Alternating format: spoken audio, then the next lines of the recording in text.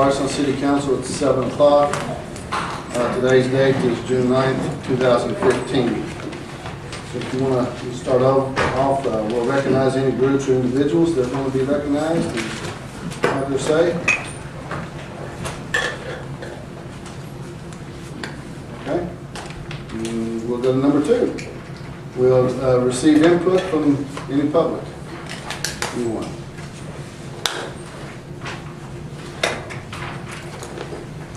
We have no bids or contracts.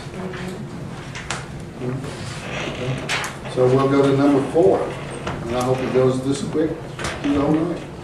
Number 4 is HRB, DRB, and planning and zoning recommendations.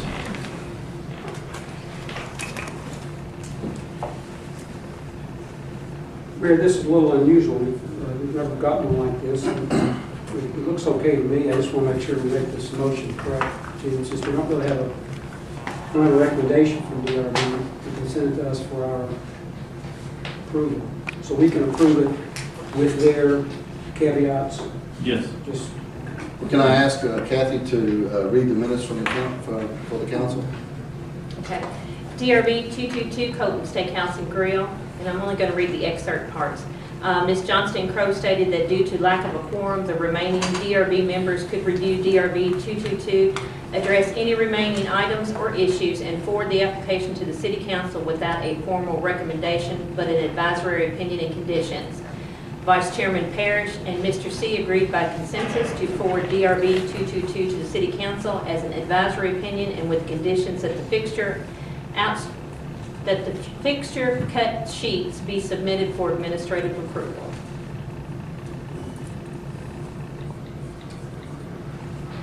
Well, if that be the case, I'll make a motion we approve DRB 22 with the recommendations from the DRB. I'll say that. Motion's on the table to approve DRB 222.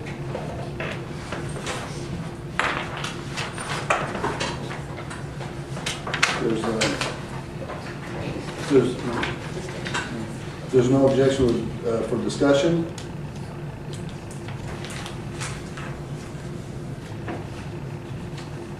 Since there's no objections, the motion to approve DRB 222 is vote. It's a vote. Okay. I need a vote. It's not an individual, is it? No. We already have the motion in second.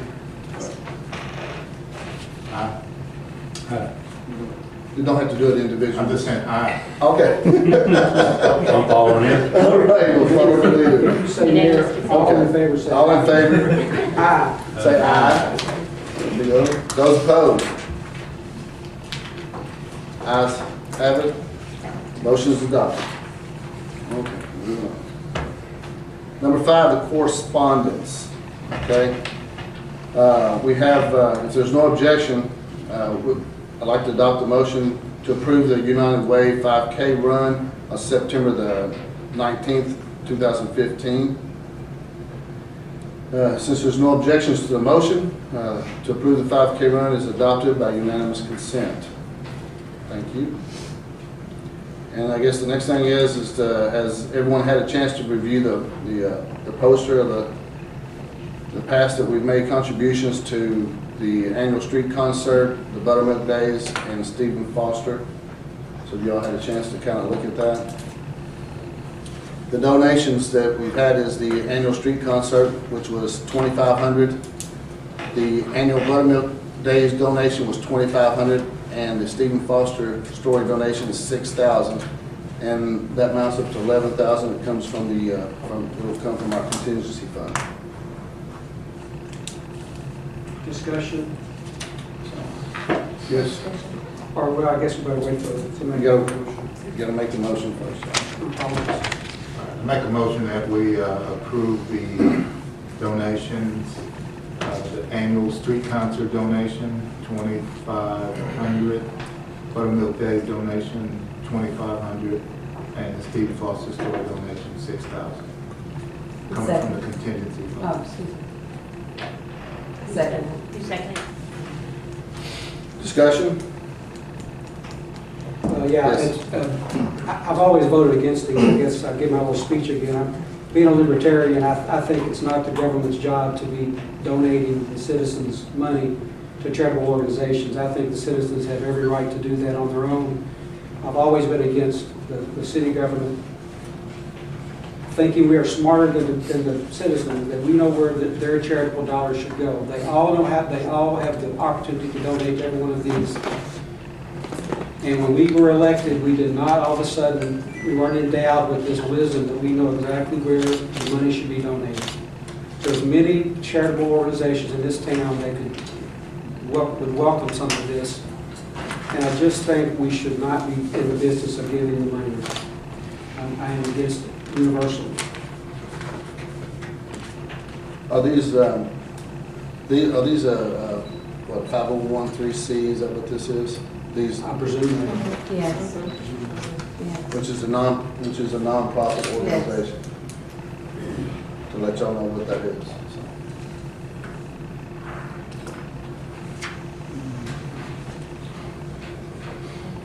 I would like to say something. Yes. I'm not against it, but I think that as city council, part of running city government, that we should have goodwill toward the citizens and promote this. All organizations could write a letter or what have you and ask for something. But as I look here, I mean, these are organizations or festivals that have some of the highest attendance besides the Bourbon Festival. So it behooves all in our town to contribute to that. And if you don't, you'll be opposed to it. But I just think it's a goodwill. You know, many cities and towns have something like this, or where they just go ahead and donate. You know, they don't come before a council. So, you know, we have this. It's not, you know, saying that we're giving away taxpayer dollars. We are participating in the community that we live in. And if this is something that the council doesn't want, then we need to say that. We need to do that. But I think it's doing goodwill to our community that we participate in things like this. That's all I have to say. Thank you, Dr. And I understand Councilman Hagan's position, but I feel like this is an opportunity for us to give back to the community. We have people that come from out of town and come here to these events, and it's free. There's opportunity to you know, enjoy yourselves and take the family events. So that's why I'm making my position. I agree with Council Lady. Rolling Williams, I agree with that.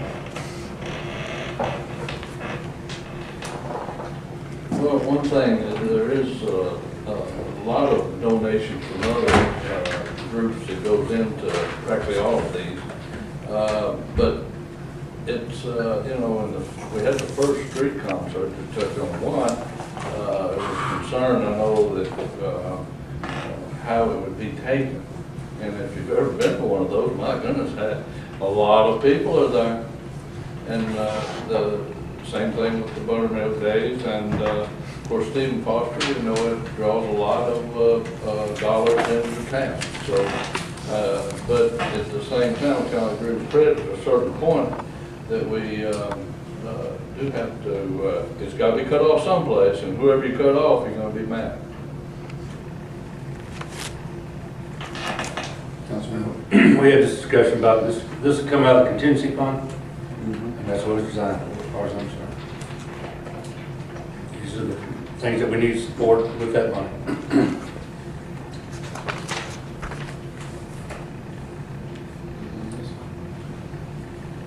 Well, I'd like to ask for an individual vote. So the motion's on the floor is to approve the annual street concert donation of $2,500, Buttermilk Days $2,500, and the Stephen Foster Drama for $6,000. And I will call for individual vote.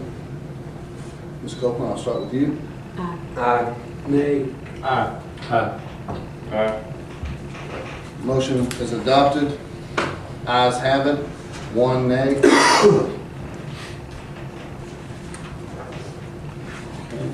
Let's move to review the minutes, please.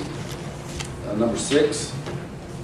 If there's no objection, I'd like to adopt a motion to approve the minutes of May 26th and the 27th, 2015, on the June 2nd, 15. That's okay?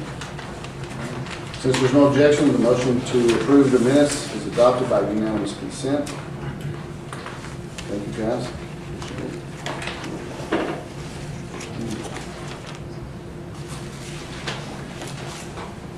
If I can have a break in this, I'd like to call Ms. Dawn Pritzel, if you'd like to come up and speak. I know you came in, and I promised you this morning I would get you in and get you out.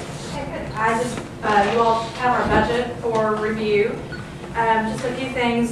I think you all have received our economic impact expenditures that we had received for 2014. We were up 9.4%, which is more than double the rate of growth that the state experienced, and for a total impact of $89.6 million. So tourism is definitely growing and growing at a very fast pace. Budget is pretty straightforward as far as from year over year. If you have any questions about that, of course, since we are a destination marketing organization, our funds go to marketing our destination on a statewide, national, and international level. I don't know if you have any questions about anything that you'd like me to address. What is the Gypsy Boomer Market? The Gypsy Boomer Market is a subset of the boomer market, so baby boomers, who are kind of taking an approach where they're kind of roaming. So we have a lot of exterior corridor properties, and so those type of properties kind of take them back to their childhood. So they appreciate those types of properties. It's a very small niche, but they also are the ones that will pile in their car and they'll go around. They'll take a month-long trek across the U.S. So that's a small niche that we fit with our historical attractions and our Are properties. they taking applications? If you like. And I think I did give you all our priorities that we're focusing on in this fiscal year as well. So if you have any questions about those, I won't go into too many details unless you'd like to know something.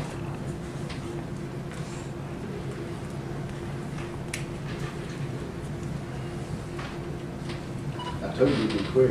I know. And my tour operator waiting. So. She's entertaining herself.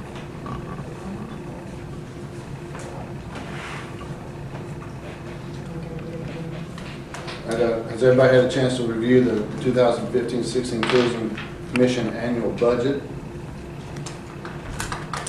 Yes, Councilman Lydia? I have a question. I have a question for our finance officer. Yes, she's here waiting for you. Okay.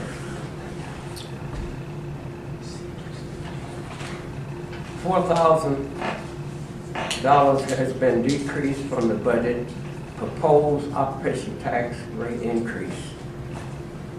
Paul Cone study has been added to the budget, $43,673. Councilman Lydia, I think we're still on just tourism budget. Oh. That's okay. I was like, I'm not sure I'm going to answer Okay. that I'm sorry, okay. No, we're I just, thought we got on the question. budget. See, I think he's approved. I apologize. I was trying to get my word in quick. okay. You're stressing me out. I was like, I'm not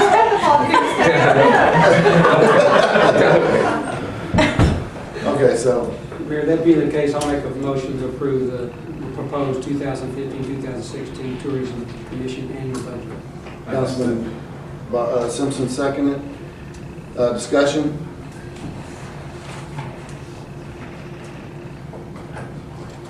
Okay, the motion is on the floor to approve the 2015-2016 tourism annual budget.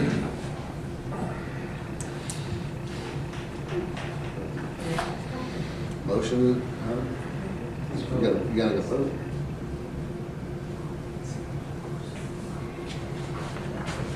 Since there's, no? Let's vote. All in favor? All in favor? Uh, Ayes have it. Opposed? No opposed, ayes have it. All right, let's move on. Ordinances, number 8.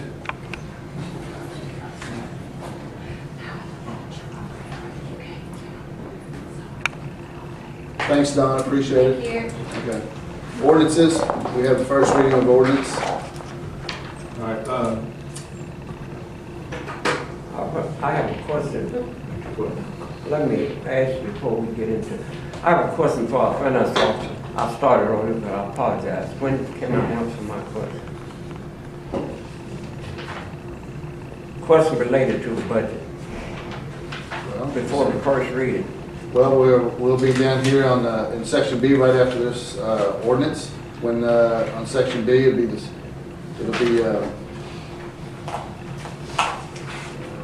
I guess if you could do it under that one, it's under the amended budget. No. It's related under B2015. My question, 2015 and 2016 annual budget. First reading. What I indicated. We'll I'll tell you what we'll do, we're gonna let Councilman Williams introduce it, and then when we open it up and Kathy reads it, and we'll open it for discussion. okay, what I was gonna ask is, before it's read, have discussion. That's what I was gonna ask. Because if we have our first reading, we've had this conversation before, if we have our first reading, and all minds aren't clear, then we'll have to amend what we've done, am I correct? So, You'd have to redo the first reading if you make changes, major changes. so we all agreed to just put this on here, and there's some people that want to, I think, discuss the annual budget. Then we decide our first reading. So do you want to step out of norm and have a discussion? Okay, we'll, Francis wanted to. sure, we'll forego the procedure that we go to, and we'll just go right to Councilman Lydia. You're up on the block here. Okay, finance officer. $400,000 has been decreased from the budget, proposed operation tax rate increase. Paul Cone study, $43,673 down to the budget. You transfer out of combined utility, $1.5 million, right? Combined? Yes, combined utility. I mean, that's what it shows here, that it's on this, something. Yeah, you have it here on this, on your memos, that you transfer $1.5 million. You have on this memo? I didn't bring on the bill with me. Oh, okay, I haven't even said. So anyway, let me go through, okay, you transfer $1.5 million from combined utility to balance the budget. Out of that $1.5 million, $1,451,250 was added to the fire department budget, right? Mm-hmm. Okay. That'd make a total of $2,374,392 for fire department budget increase. And I think you transferred $48,750 to your general account to balance the budget. In the last 4 years, $1,400,000 was transferred from combined utility. That averages about $350,000 a year. This 1 year budget, $1,500,000 is transferred to the fire department. Mayor Rogers, I have changed my mind on the budget. My opinion, I think we need to go back and negotiate with the corporation and call in the county, all city council members, city fire department, and the county. We all sit down and see if we can work it out and possibility to implement this study. Because this study may be a benefit, and it may be a solution where it will benefit all parties. In my opinion, I think we should negotiate with the corporation, have the county, city council member, all city council members, everybody have input. And I think we could come up with a better solution and hope that the corporation will participate in this study. Because I think this study will benefit all of us. You're gonna have someone outside. I'd rather have somebody outside with no conflict. And you have inside trying to study this, and you know you're gonna have conflict. So that's my opinion. And once all the council members make a comment, I am gonna make a recommendation. That's all I have to say this time. For instance, if we did that, what do we do about our budget? You can still pass the budget. You have plenty of time. Once you rush, you can call special meeting. We have passed special. Budget in the past has special meeting. It don't take about 2 or 3 days to pass this budget. So we got plenty of time. Mayor, if I could. Of course, we had a conversation a couple of Saturdays ago, and of course, I'm still on my soapbox about the fire department.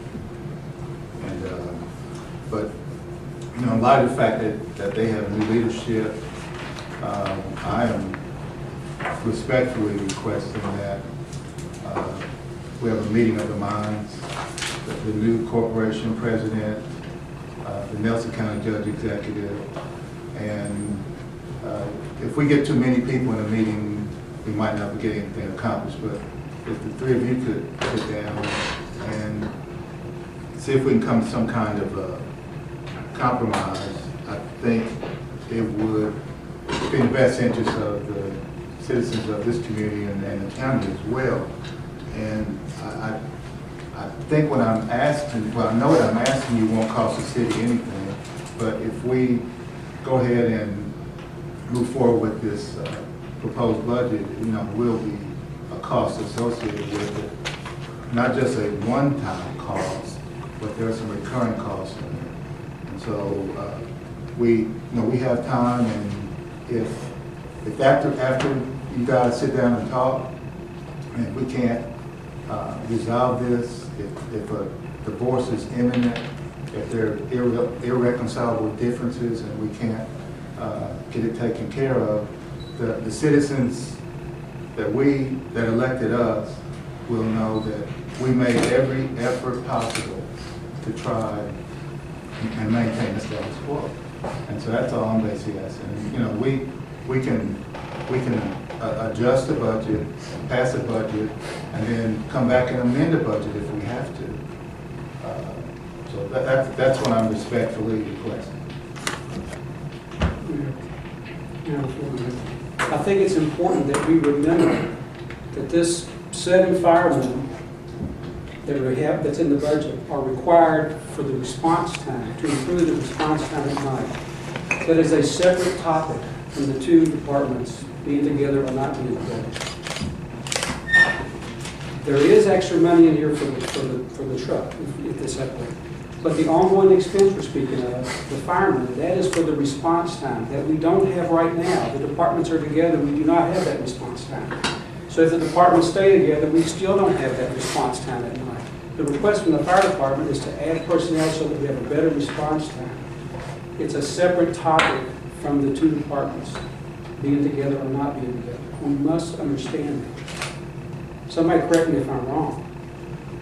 So it's when we start talking about trying to back up and renegotiate and keep them together, we still, if we want to improve the response time at night and off shift, we require more personnel.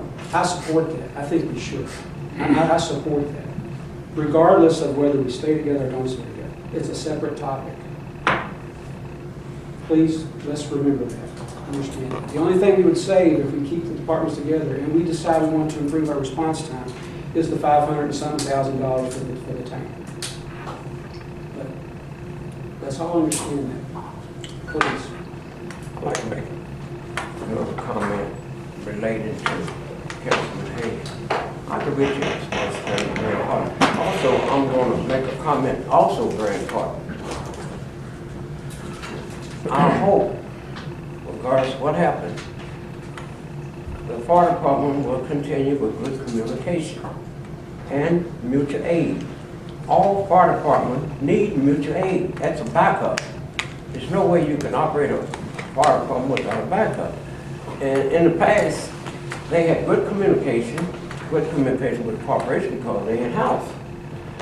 And when they look at ISO, emergency communication, that's one thing they look at, emergency communication.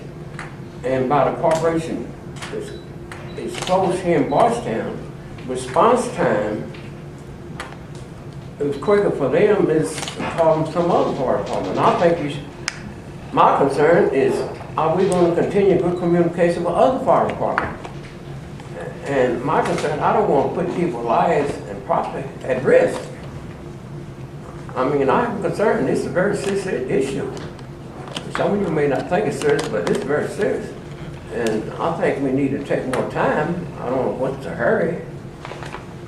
And I think we need to take time and possibility to carry out this study. And I heard some positive things about this study.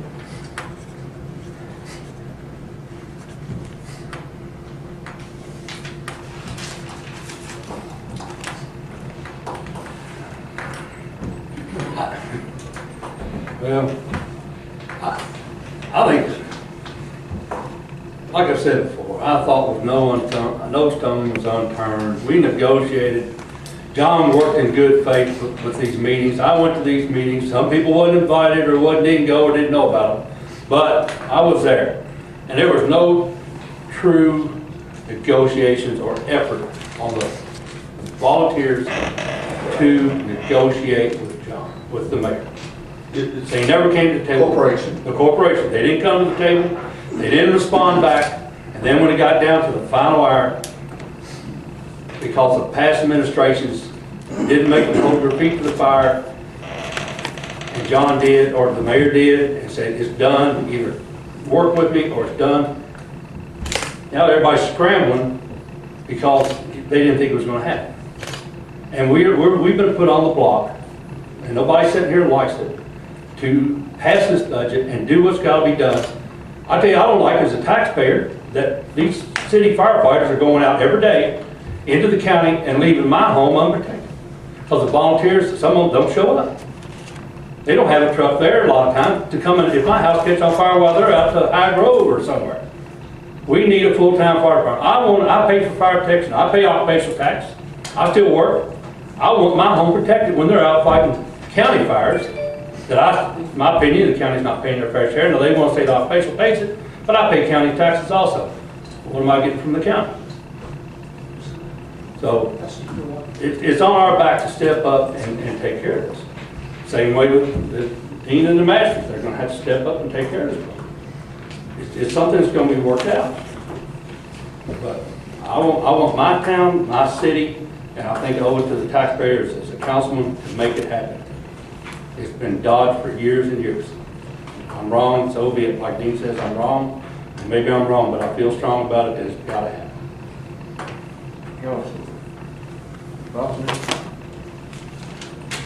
If this happened, the city is fighting fires in the county.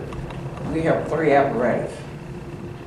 We have men stand by if the fire take place. That's the problem. They're not showing up.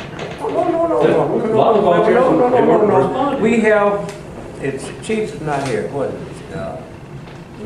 Yeah, okay. Do you have a backup when you're fighting fires in the county?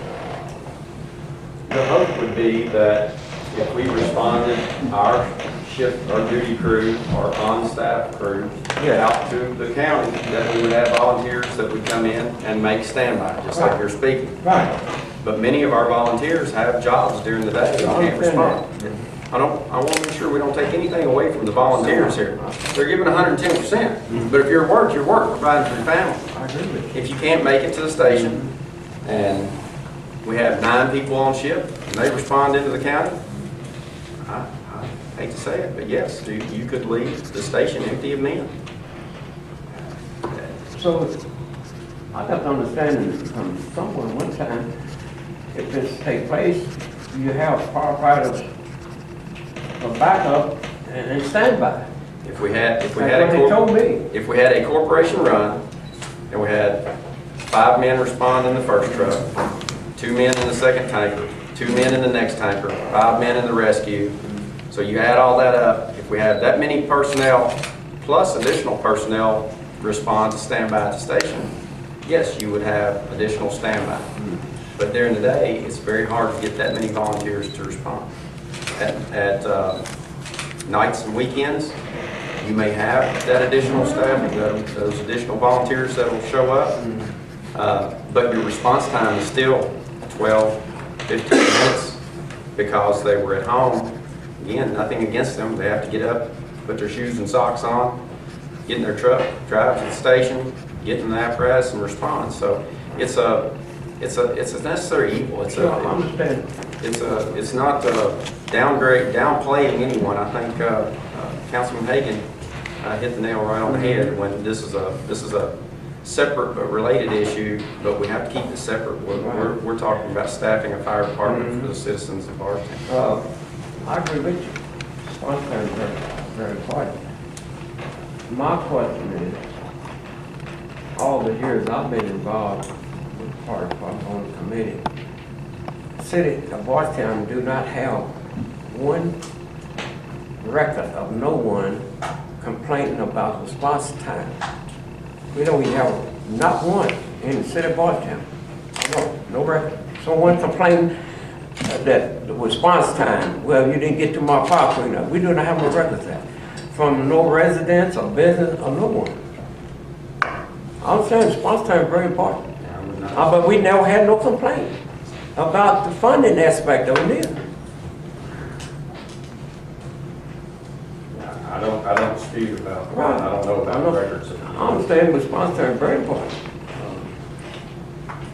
But you guys, you dedicated guys, did a superb job. I mean, do a superb job. I mean, once y'all get there, y'all say fire, but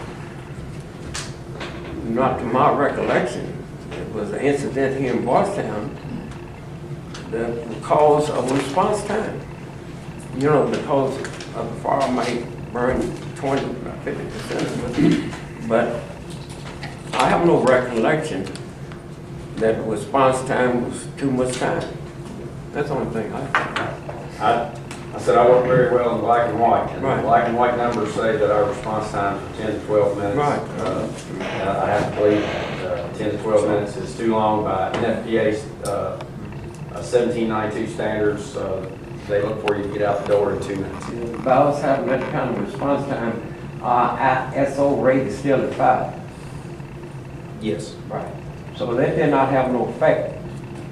Your response time, 10 minutes or 15 minutes, did not have no effect on our ISO. I can't answer that Because it directly. was, I don't know how that, they will raise the number up. I don't know how that would play directly into the equation if the Right. response times were lower. Mhm. I don't know how that would play directly into the equation that they use. Moving to a staffed 24-hour fire protection area will lower the insurance service office ratings. We hope.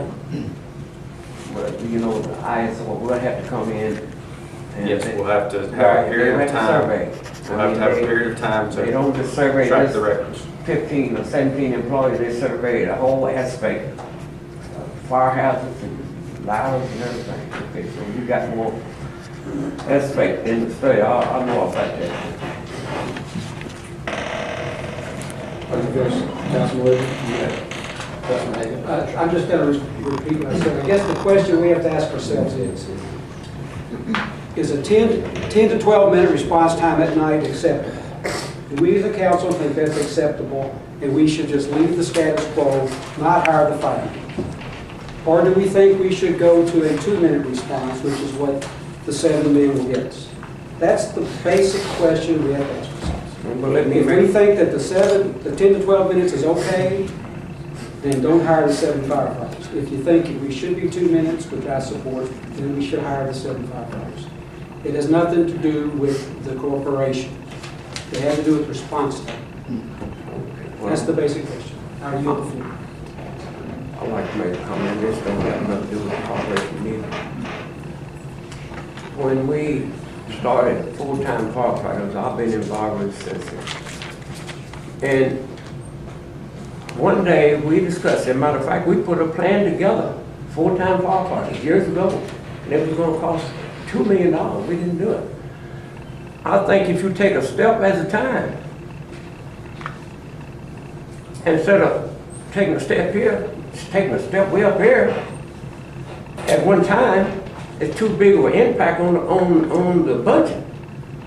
Eventually, if we had planned it out and took a step at a time, we could end up with a full-time firefighter without a big impact of $1.5 million increase to the state. That's all my problem is.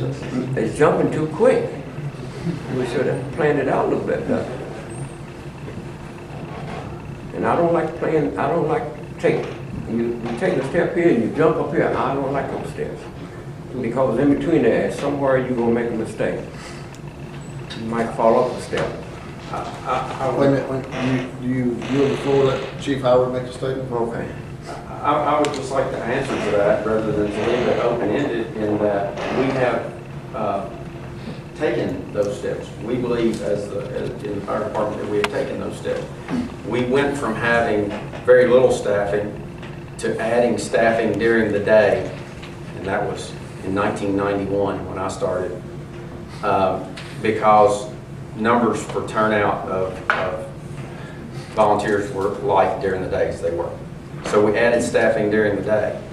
When we reached the point that we had enough staffing during the day in 2005, we added 1 firefighter on shift around the clock, 3 days, every day.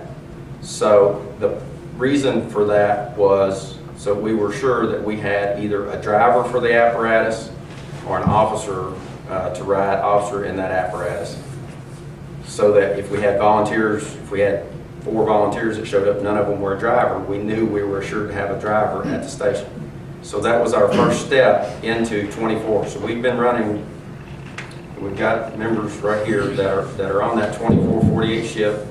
So that was a step. The next step is to add 3 more people to each one of those shifts to have a total of 4 so that your truck can immediately respond and meet the OSHA requirements of having 2 firefighters to be able to go in and do fire attack and have 2 firefighters outside to be able to back them up in case they run into some type of trouble. So I just wanted to kind of clarify that we've been moving in this direction for quite some time. Would yield the floor for further questions that you don't have. I think Fred's right, Fred's right, that we've got to make up our mind how quick a response we want. Now, I think that's something that we all want, as low as we can possibly get it. But at the same time, it doesn't matter if we had, and I'm just throwing this out there, it doesn't matter if we're talking about 17 people on our full-time department. Now, I don't know how much the corporation or the county, or however you want to call it, is willing to put into that. But if they came with half of it, they're going to spend a lot of money. We're going to spend a lot of money. But if they came half and met us halfway with the numbers, you could do what Fred's talking about. You can cut your numbers. Now, are they willing to do that? I don't know. I kind of agree with Roland, for it don't have to be done today, but it's something that needs to be addressed pretty quick. Now, it seems like it's stepped up a little bit today.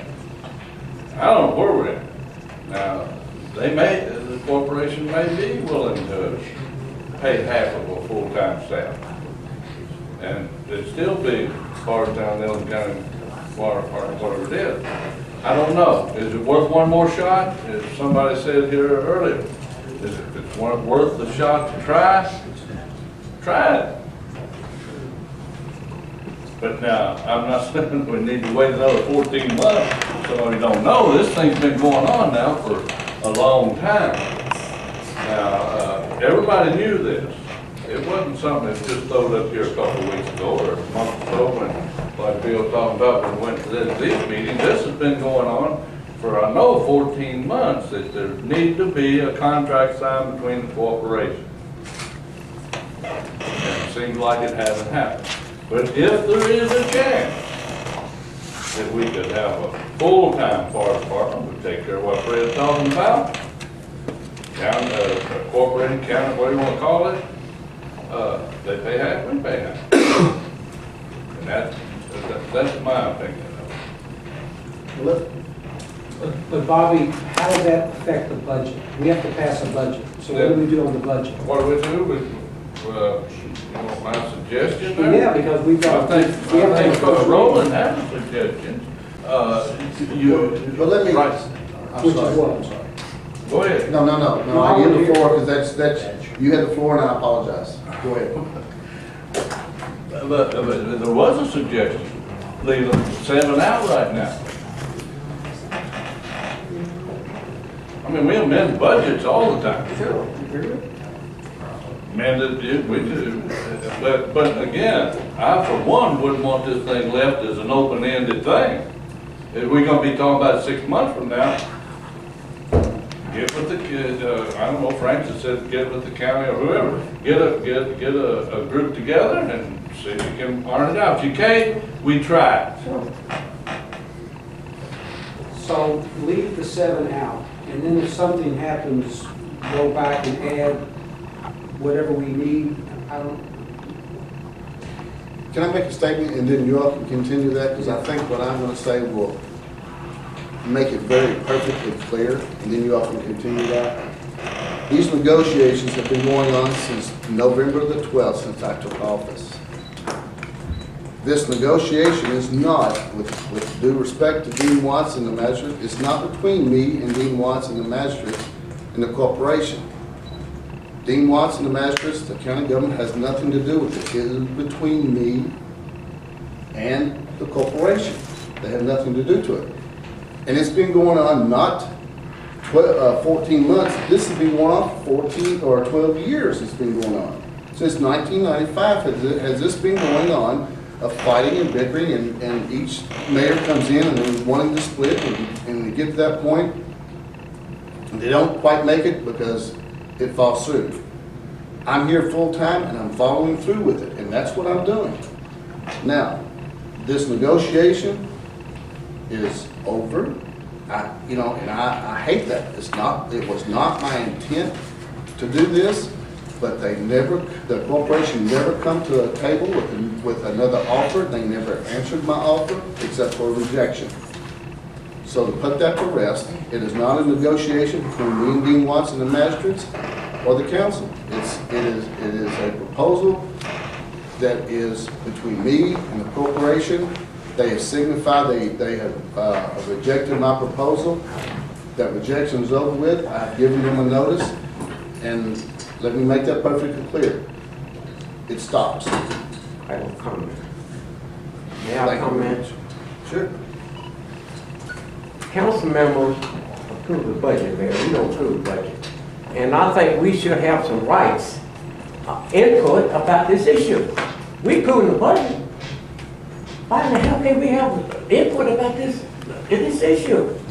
You can. I mean, we're talking about, you don't approve the budget, you present it to us, and we approve it. And I think we ought to have input. And I would like to put a recommendation on the floor. When you're ready.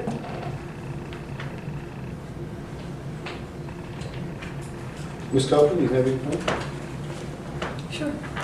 Well, I've listened to everyone speak, and I'm truly concerned because we have a proposed budget before us.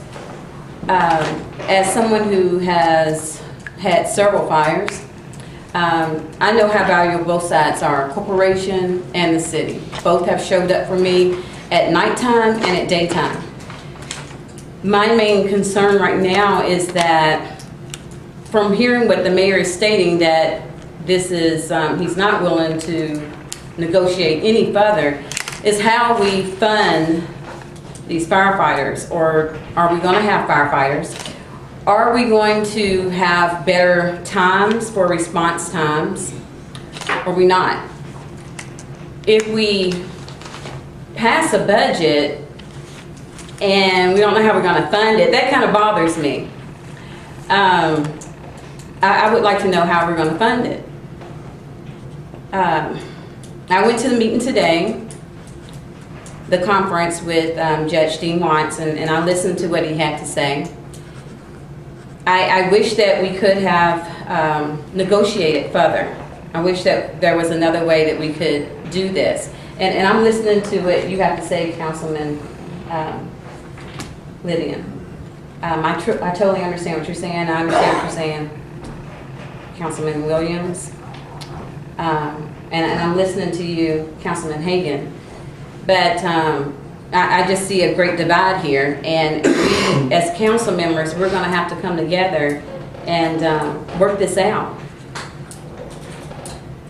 We're going to have to do this. That's what we were elected to do. So we're going to have to take care of our citizens. I hear that, you know, we want to further negotiations with the corporation. From what I'm hearing is that the corporation has not reached out to the mayor. Is anyone from the corporation here tonight?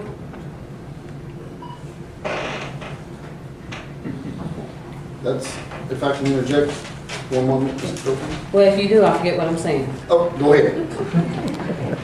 So, all I want to say is that I want us to be thoughtful about how we proceed with this. If waiting is what we need to do, that's what we need to do. If we need to go forth, that's what we need to do. But we need to come to some type of resolution. This is over our head right now. And like I said, I wish that there was something that we could do to work this out. I mean, this is going to affect us. This is not just affecting us today. This is going to affect us next month, next year, and the year coming. So a study is still good to me. Study is still good to me. But we need to come together. Well, that, I think, all that is well and good, and I proposed that in early November before I even took office, and got a good response, but I still haven't got a response to what's what. And when you go that far, you can't come on at the very last and try to jump onto the bandwagon and say, well, I'll do this and this. You should have done that 14 months ago. It should have happened months ago. It should have happened when they were given the first notice of termination of contract, and it didn't happen then, and it still hasn't happened up to this point. And again, let me stress to you,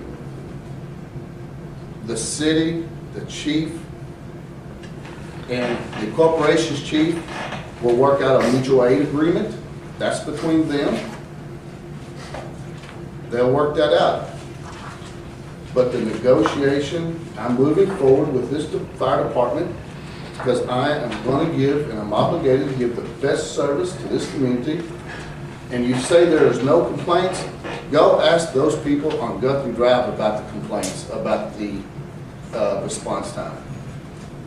And I won't allow that to happen. So end of my statement, and I'm finished. Thank you. I am a city council member of the city of Bardstown, and I have my rights, and I know my rights. So what I'm going to do, I'm going to put a motion on the floor.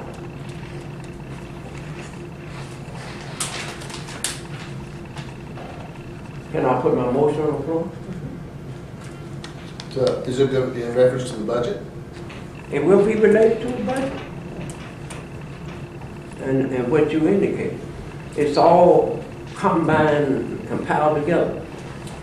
And I would like to put this motion on the floor. I will make a motion on the floor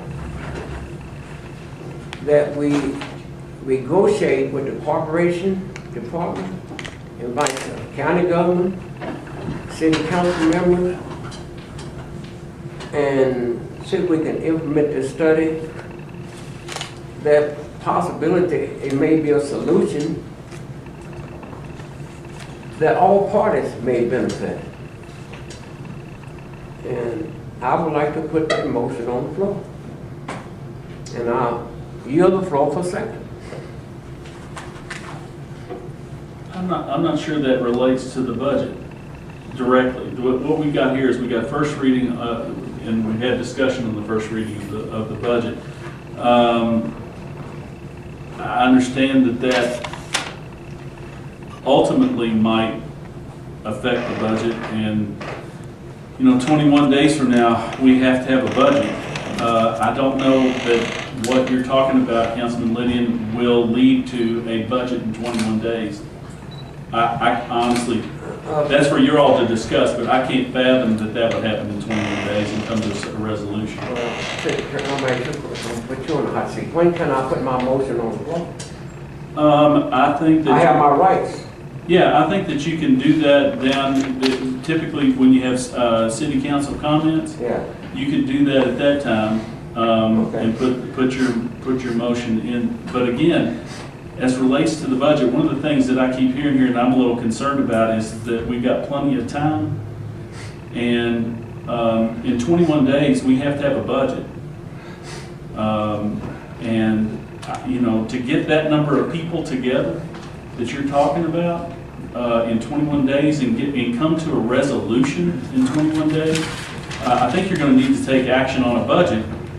And then, contingent on that or amend the budget, as I think someone over here said. Let me make a comment related to the council company indicated. We have 7 full-time personnel in the budget for a fire department. City council has not approved no kind of plan to fund that. No kind of plan to fund that 7 full-time employees. It may get funded, it may not get funded. If it don't get funded, what you gonna do then? Floor. Have we not already said that we could do the first reading with the firefighters in, with the contingency that, the possible funding, and it's just the first reading. It's not, we're voting on the raising taxes, we're not voting on anything, just the first reading to get this thing moving. And then if it doesn't transpire, then we remove the firefighters. That's the amendment to the budget. But we've got to move on the first reading. Is that not true? Second reading, if you do any kind of changes in the second reading, you gotta go all over again. Yeah, you have to go back to first reading. You gotta go all over again. Councilman. I'm gonna try this again. I'm gonna reflect what you just said. We have to pass a budget. Let's concentrate on passing the budget and stop rehashing the fire department argument. That's not what we're here for. We're here to pass a budget. We have to pass a budget. In 21 days by law, we have to pass a budget. We have to concentrate on that. We have to, tonight, if we're going to do this in the next reading, we have to have at least 4 people here who will agree on the first reading that they're going to vote yay on it when we vote. And we need to concentrate on the budget and what we're going to, 4 of us have to agree on this first reading somehow. So that when we have the second reading, we're going to vote for it. So I suggest we concentrate on that. I'm willing to leave the budget as it stands and read it. If there's 4 of us that think that, I suggest we have the first reading and get on with it.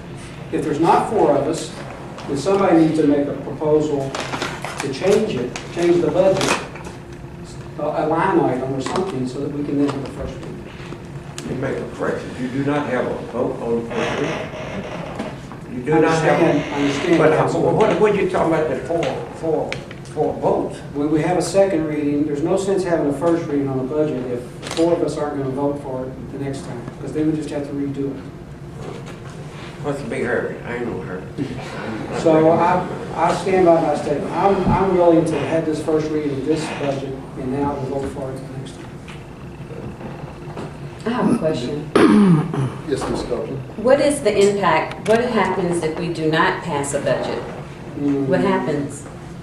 By I that think date. technically that your last year's budget continues on. Sure. Your last year's budget continues on. It happened. I think that probably should be avoided. I think it should be avoided.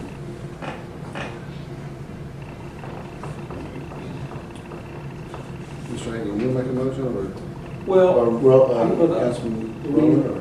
well, I'll go ahead and do that then. Since it's on the floor, so I could make a motion.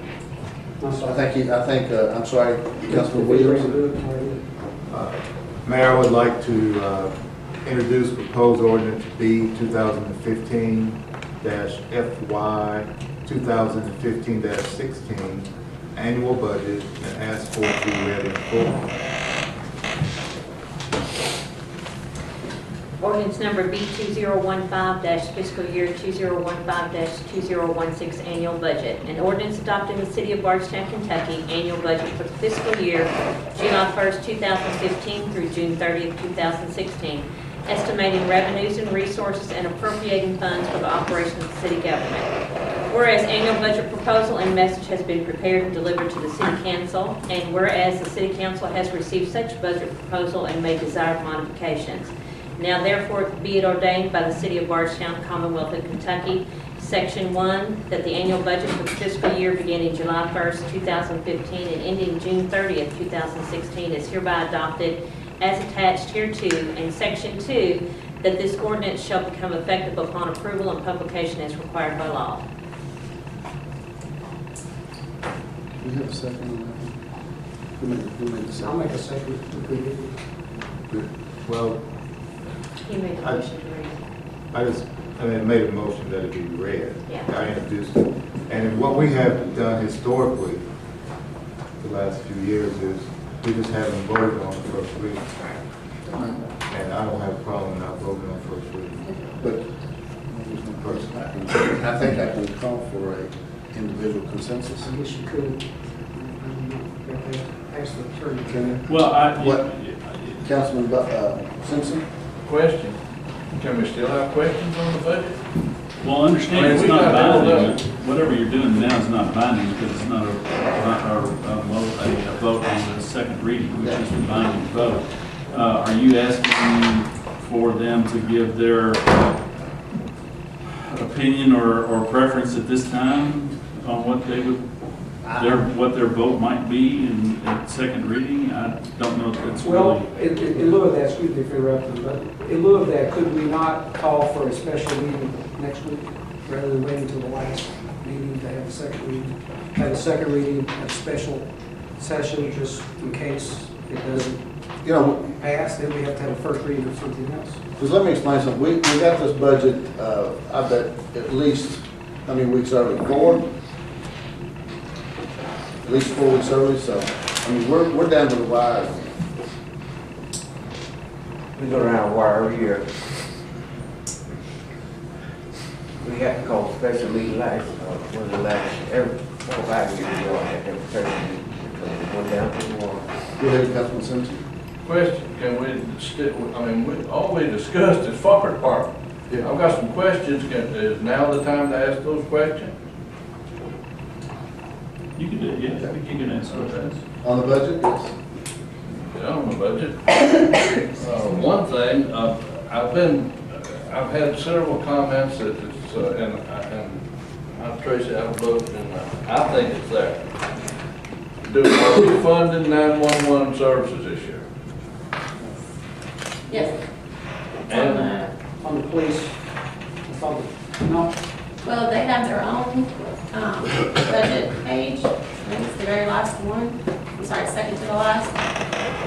Sorry, third to the last.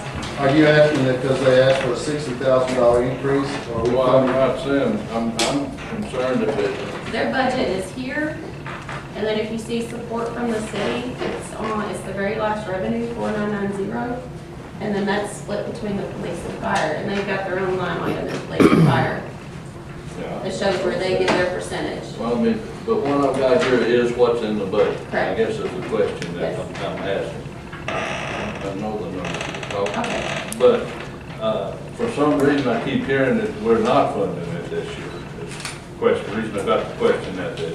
And also, the BIDC, what did we do with BIDC? Has it hung the same as it was the first figure we got? It's currently the same, yes. Same as it was? My question. Please have that. Yes, Ms. Copeland. So what about BIDC? What are we doing? Well, it came to the finance committee meeting last Thursday, and then I would have think that there's a recommendation from the finance committee. No? We just discussed it. No, Larry was going to get us some information on that. I have it if you want to talk about it now. Because we're at this point.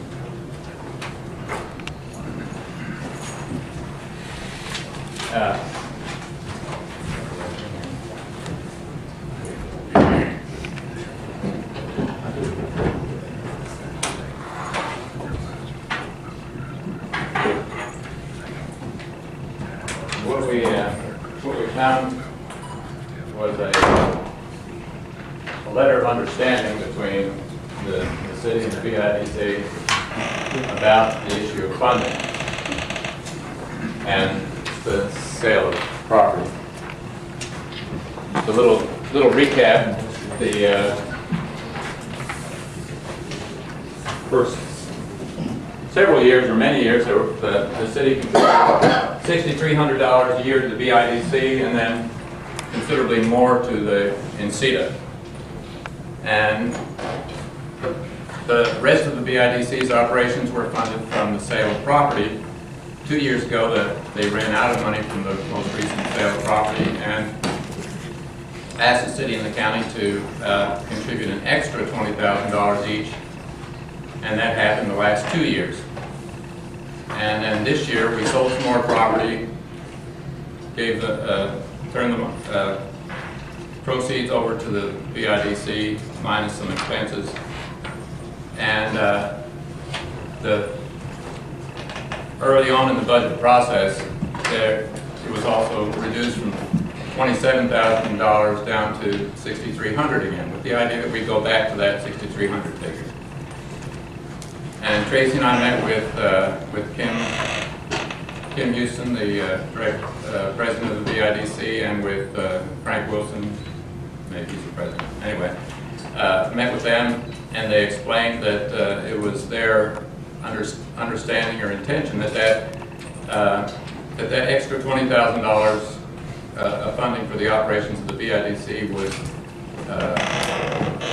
ongoing, and that it wasn't just for the 2 years when they didn't have any proceeds of land to pay for operations. And I had seen in our files that there's a letter of understanding, and if you look at C2,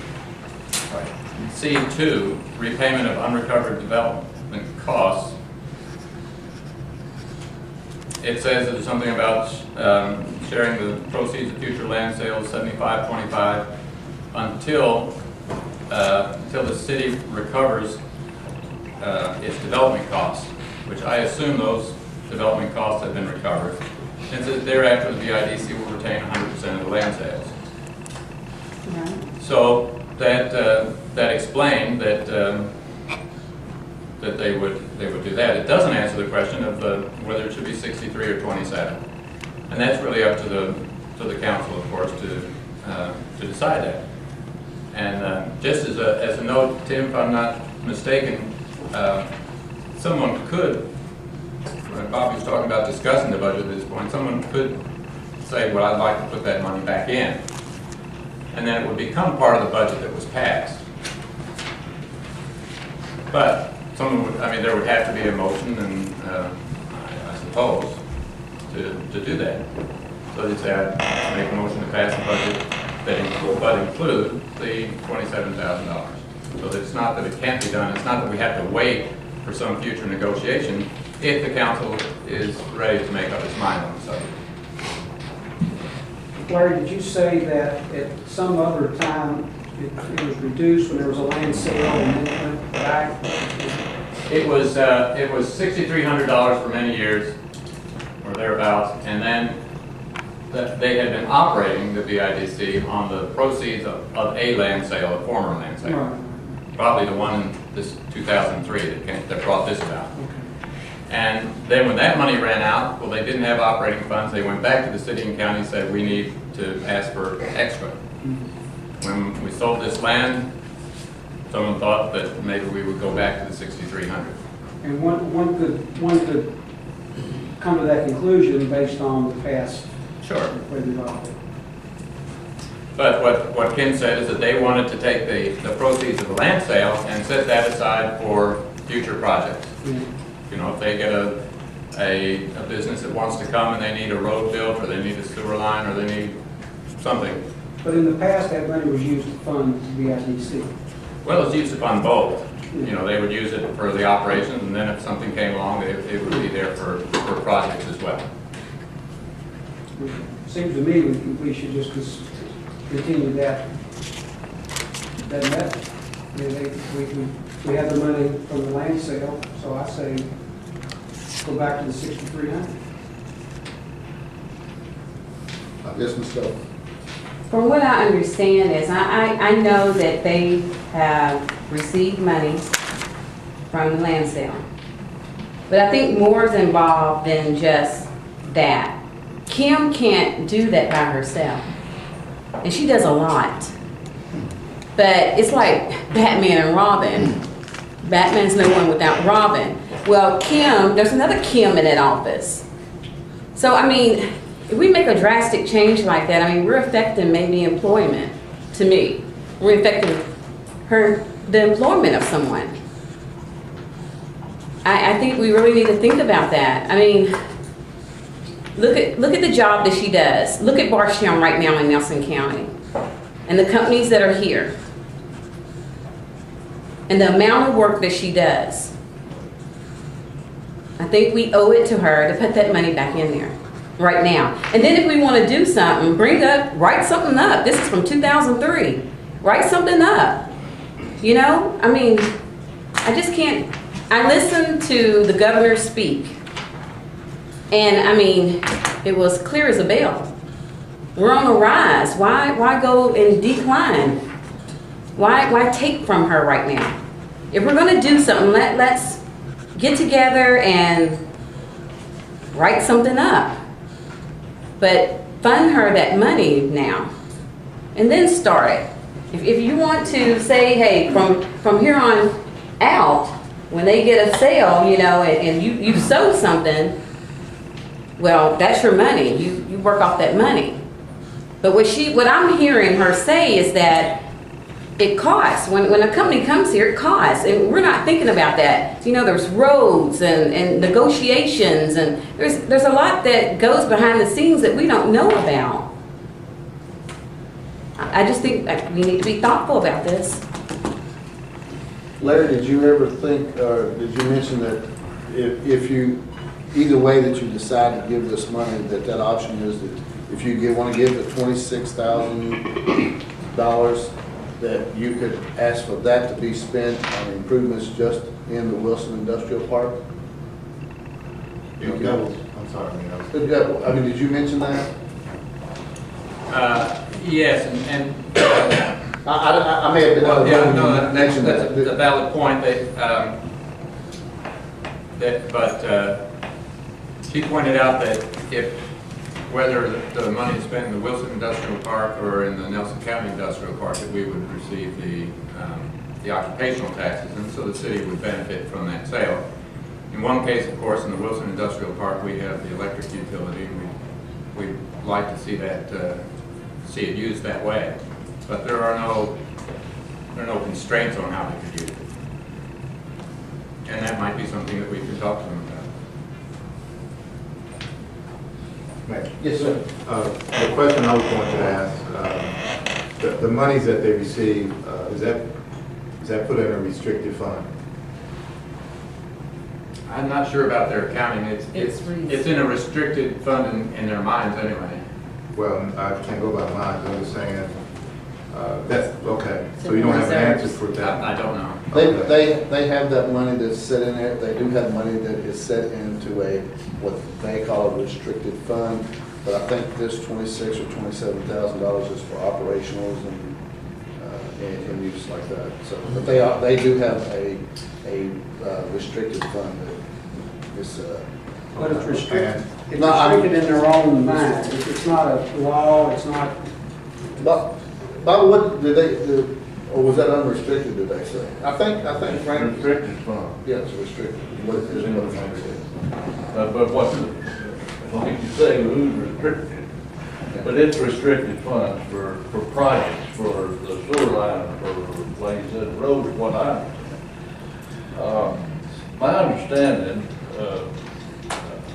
they were gonna come and give us a program. And it had to be called off for other reasoning. That's coming in July. And coming in July, well, maybe we can go on like we've got the budget. If, of course, I don't want to see them close the doors, Larry. Y'all talk to them, you know what they need.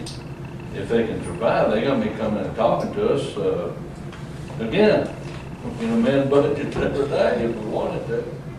So are you saying add the 6,300 and then? Leave it like it is, go on with your budget, and if they prove a need that they need it, they know what the restrictions and everything they've got about it. And then if it's something they have to do, then we'll look at it at that time. I feel more comfortable with that, hearing directly from them what the needs are. And like I said, we can amend the budget. Right. I don't think we're saying no, if I can say it this way, we're not saying no to the 26,000. We're just saying we're gonna give you 6,300, and when you come to us and tell us that you need this, explain to us why you need it, then we can give it to you again. Is that what you're saying? I agree. Okay. Councilman Williams. Yes. Yeah, I was, never mind. But anyway, one of the reasons I feel like we have a destination community is because we have a lot of good jobs here, and DIDC, they're largely responsible for that because they recruit industry and things like that. So I'm a proponent of them, getting the monies that they've been getting in the past, but I have no problem with the plan you've offered, where they come and do a presentation, and then we can, discuss that with them. But I'm in favor, I see a lot of good that comes out of that 26 that they've been getting, and so occupational taxes and utilities and so forth. So I don't disagree with you there.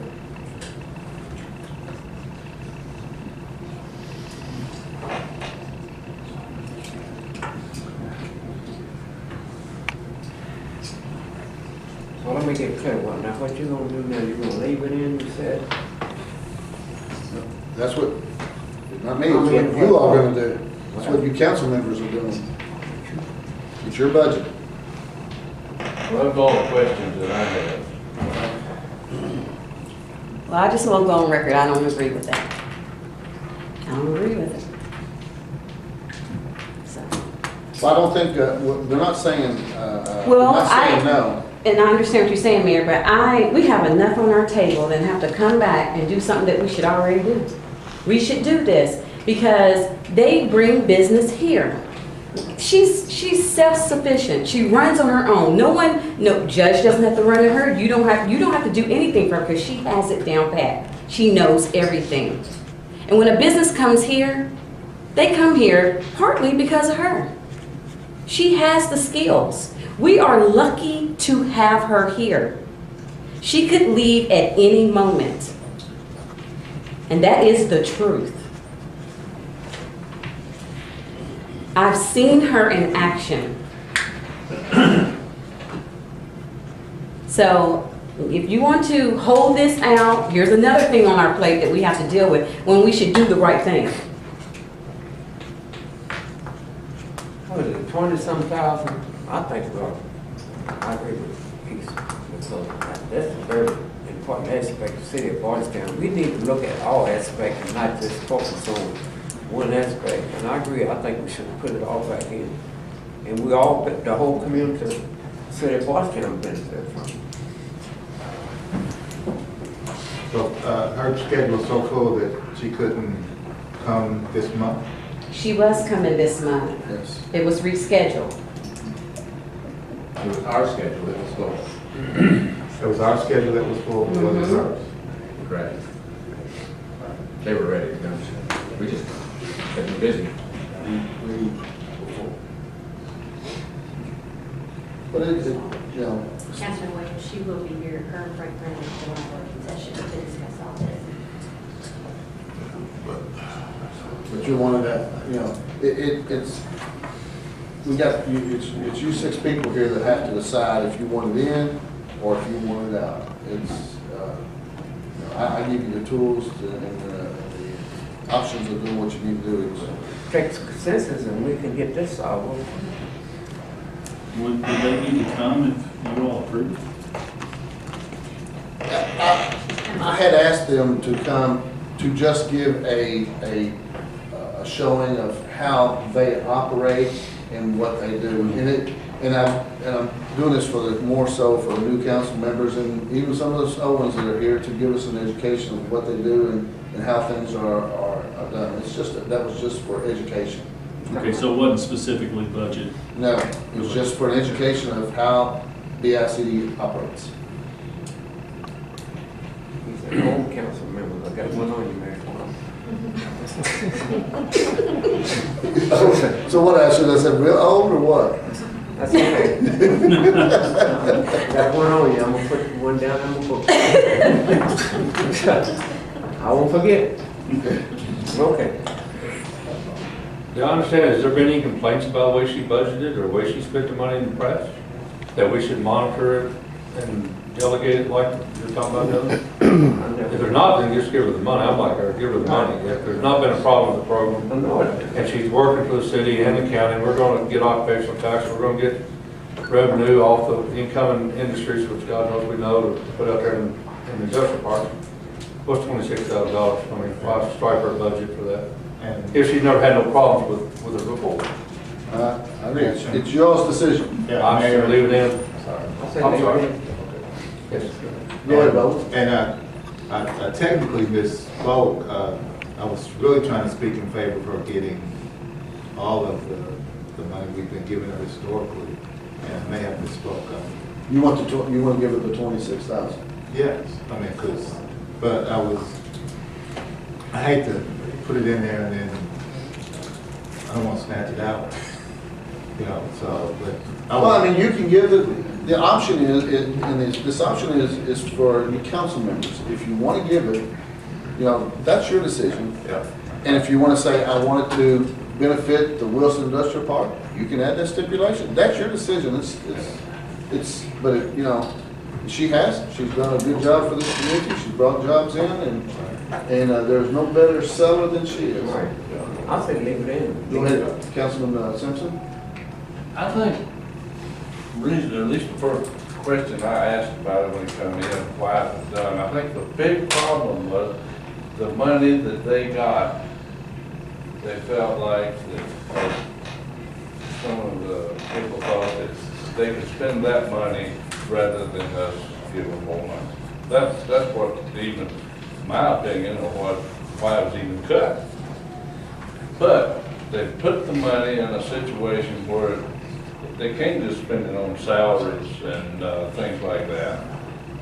So, you know, it kind of makes a different picture on it. And I have no problem giving them what we were giving them at that time myself.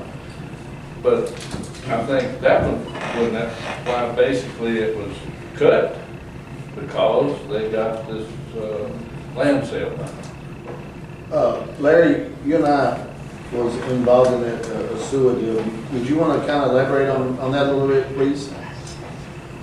Well, we had talked about getting paid for SDCs and things, impact fees for these new industries, and they've agreed to help pay for these incentives. So I guess the real question is, there's no strings attached the way the agreement writes as far as what they do with the money. There's some question about that those monies that came from property that you also held should have some constraints to it, rather than have them spend it without constraint. So it appears to me that this agreement needs to be modified so as to answer the question, what restrictions are there on the money that is in excess and other sales that come from that property? What is the way that it's to be handled? And that you all should be consulted rather than just turn over the treasury to a nonprofit group. Even though it is a wonderful group and it's in our interest. But it's they're funds that come from property that we've held for many years. So that was just a way to open the door to get some answer to that. And the other discussion we've had was about, we closed down the ordinance 808 that had to deal with the incentives.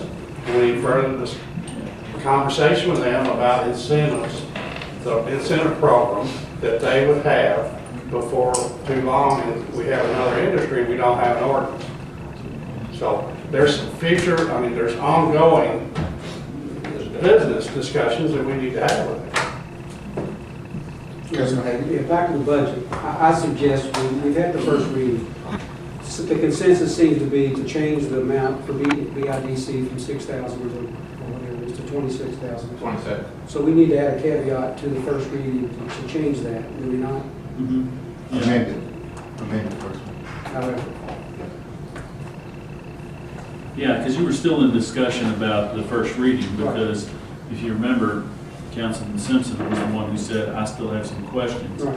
And so there was first reading, but what I suggested in response to a very similar question by Councilman Williams was that you amend the first reading to include that money back into the budget.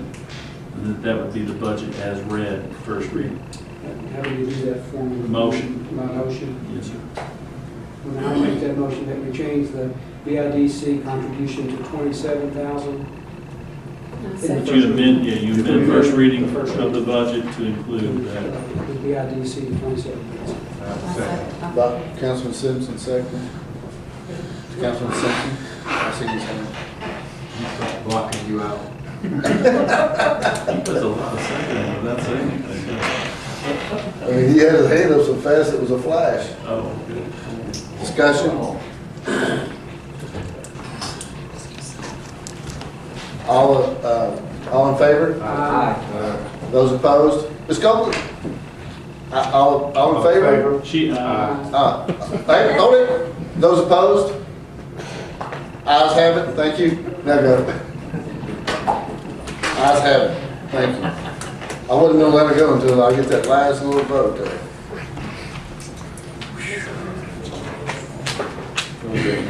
I'm so sick. Second reading.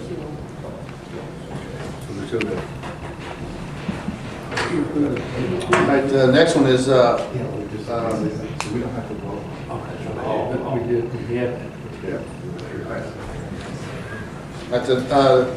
the next one will be under 8B, is be the second reading of B 2015-14. And Kathy, will you please give the reading? Ordinance number B 2015-14, an ordinance amending ordinance number B 2014-31, the City of Bardstown's amended budget ordinance for the fiscal year July 1st, 2014 through June 30th, 2015. Whereas an annual budget for fiscal year 2014-2015 was adopted by the City Council of the City of Bardstown on June 24th, 2014, and amended on December 23rd, 2014. And whereas there have been unanticipated changes in both revenues and expenditures during that period of time. Now therefore be it ordained by the City of Bardstown, Kentucky, that Section I The annual amended budget for fiscal year 2014-2015 be and is hereby amended as follows. Paragraph 1, general fund fire, increase revenue line 4990, transfer in from unrestricted reserves by $158,039, and increase expense line 10-0400-7220, technical equipment by $158,039 to cover the cost of the equipment needed for the City of Bardstown's Fire Department when it separates from the Bardstown-Nelson County Volunteer Fire Department Incorporated due to the imminent expiration of the contract. Paragraph 2, combined utilities garbage, increase revenue line 4990, transfer in from unrestricted reserves by $37,534, and increase expense line 42-0500-7180, collection equipment by $37,534 to cover the cost of the Vermeer chipper needed by the garbage department. The current chipper truck is beyond repair and the workload is behind in schedule. Section 2, all ordinances or part of the ordinances in conflict are hereby repealed to the extent of that conflict. This ordinance shall be in full force and effect following publication as required by law. Mayor, I make a motion to approve ordinance number B 2015-14. Second that motion. Discussion? The motion's on the floor for B 2015-2014.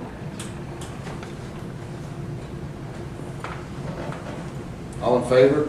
Roll call. I'm sorry, individual? Okay. Individual, I'll start with Simpson. Aye.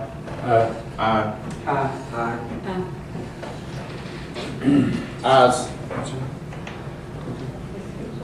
The ayes have, all in favor? Ayes have it.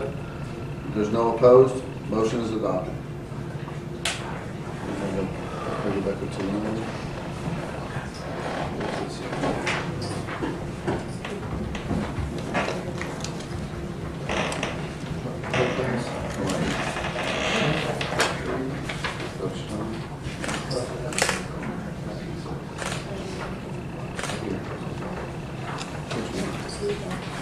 There's a problem. You want to lower. All right, guys, we're going to go backwards.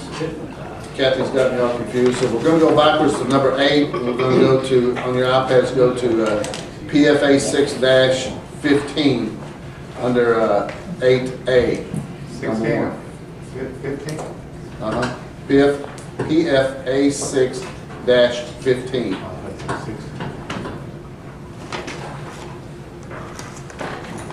And that's going to be a portion of the Paul Combs study.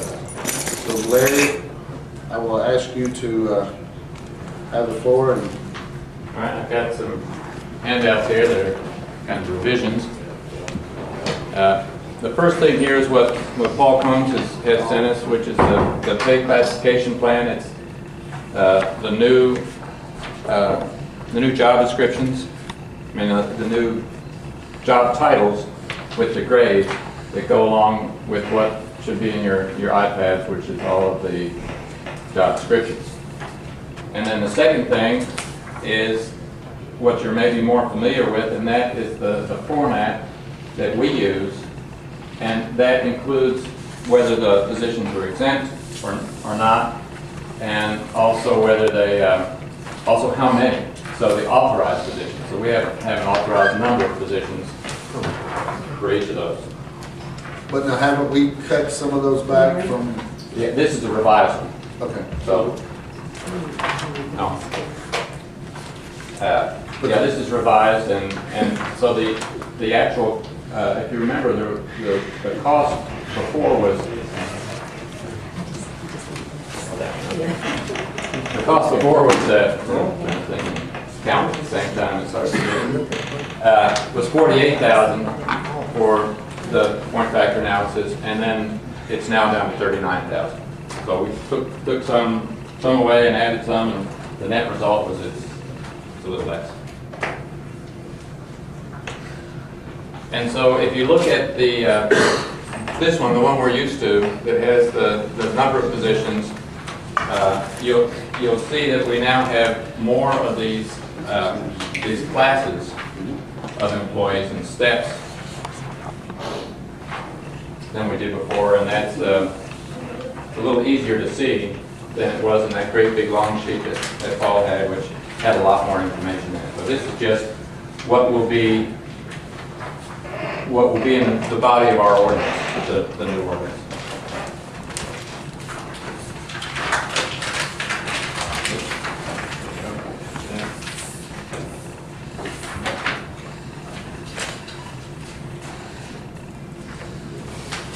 And since we talked about this at the last meeting, I'd be glad to answer any questions. I guess I need to go through too much of this, but I think we're all kind of familiar. Then the last thing that I've given you is in addition to what we had before as far as the salaries of the mayor and councils, the last one we gave you was for cities up to 20,000 population, and this is just the rest of that list on up to the rest of it.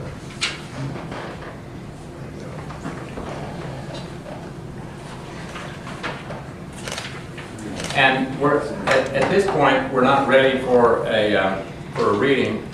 But if you look at this one here that has the number of authorized positions, this is what you'd be voting on, except it will have the heading, the ordinance text above it. And Larry, the job descriptions are part of that ordinance as well, right? Well, they have been part of the ordinance in the past, but what we're proposing now is not to make them because they're so voluminous, to have to publish them is expensive. Yeah. And it can still be, if we adopt it as a municipal order, then the council still, gets to see it before there are any changes.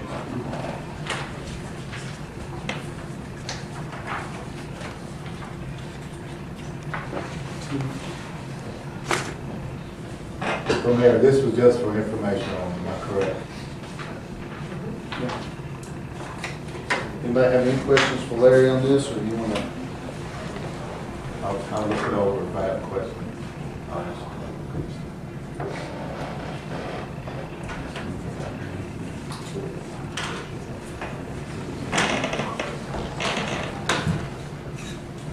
Larry, do you have anything else to add?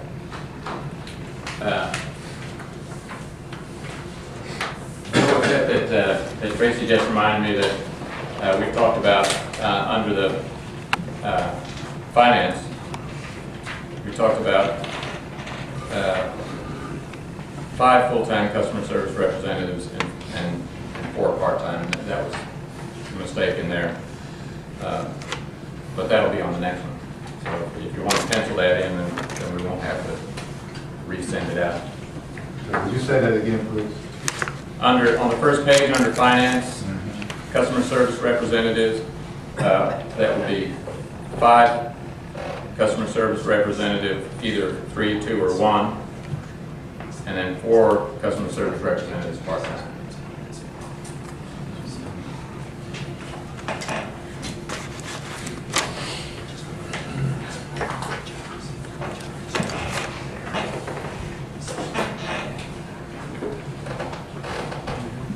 Council, any questions?